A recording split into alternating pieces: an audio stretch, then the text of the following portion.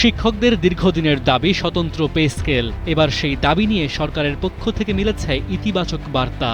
শিক্ষকদের জন্য আলাদা বেতন কাঠামো তৈরির বিষয়টি সরকার গুরুত্বের সঙ্গে বিবেচনা করছে বলে জানিয়েছেন শিক্ষামন্ত্রী ডক্টর আনম এহসানুল হক মিলন।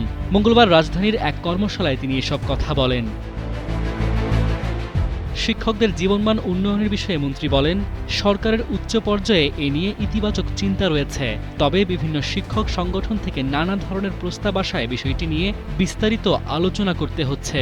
মন্ত্রীর মতে, শিক্ষকদের বেতন কম হোক বা বেশি, অন্য কোনো পেশার সঙ্গে তাদের তুলনা করা ঠিক নয়, কারণ জাতি গঠনে শিক্ষকদের ভূমিকা অনন্য। শুধু বেতন বাড়ানো নয়, শিক্ষকদের পেশাগত মর্যাদা ও জীবনমানের উন্নয়নেও গুরুত্ব দেওয়ার কথা জানান মন্ত্রী। সব মিলিয়ে শিক্ষকদের জন্য আলাদা পে স্কেল নিয়ে সরকারের ইতিবাচক চিন্তা নতুন আশার সৃষ্টি করেছে। এখন শিক্ষকদের অপেক্ষা এই চিন্তা কবে বাস্তব সিদ্ধান্তে রূপ নেয়। ডেস্ক রিপোর্ট, সময়ের আলো।